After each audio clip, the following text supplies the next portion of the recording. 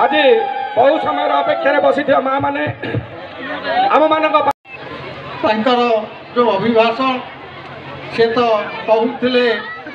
राति भर कहते भी आम शुणुवा कि से अधिक समय कहे खूब कम समय कहे या पूर्व आपण मैंने कैसेट शुणुले या पर भी पुणी कैसेट शुणे आमर स्थानीय नेतृवृंद आपण मानक दुई तीन दिन रेस्ट देले भल हो तेणु बेसी कहले ठीक नुह केवल ये कथा मु कथा देइछि सब युवक बंधु माने एवं सब सरकारी ऑफिसर माने एवं निर्वाचित प्रतिनिधि माने एबे गोटे जर सीजन चलता जर जय जगन्नाथ बोली कहे आम बड़ आम ओडिशा जय जगन्नाथ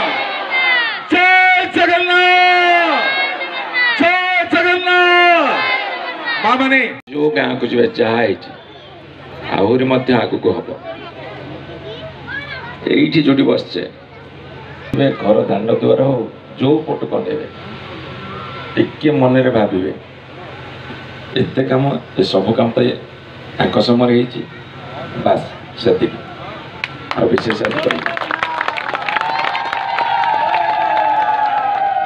पंचायत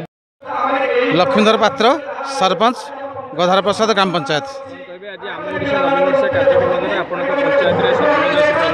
आज आम गधार प्रसाद पंचायत रे आम ओडिशा नवीन ओडिशा कार्यक्रम होची विगत 23 वर्ष सरकार सफलता लोक पाखे आम पहुँचाऊँ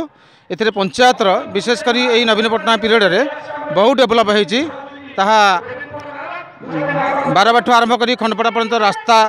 एवं बालू इटामाटी ठारू गधार प्रसाद रास्ता एवं प्रति गाँव में पक्का सड़क समस्त घरे घरे पानी एवं बिजुली दिखाई एवं भत्ता बर्तमान 500 टଙ୍କା 1000 टଙ୍କା कर बहुत लोग खुशी अच्छा चाउल राशन जहाँ दिहूँ पंचायत तरफ समस्त को समान भाव में सबु समय रीतिमत दिहूँ मुख्यमंत्री प्रयास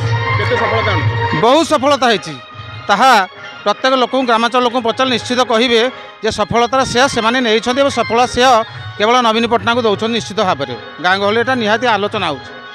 विधायक प्रचेषा मत लगुच सबुठार अधिक रोचे निजे जमीती नयागढ़ विधानसभा मंडली को निजे डॉक्टर अणु कुमार साहू प्रति मुहूर्त माने घर द्वार छाड़ी टोटाल नयागढ़ रोचे और प्रति गली कंदी कौटी कौन सुविधा अवस्था बुली बुलिका बुझुंट से आम नयागढ़ तरफ एवं आम गधार प्रसाद ग्राम पंचायत तरफ विधायक एवं आमर प्रिय मुख्यमंत्री को साधुवाद आम जनाऊँ कौन कहले मिशन शक्ति आगुरी जहाँ थी बर्तमान से बहुत आगौंट जी ऋण आनुंट सफल दिगरे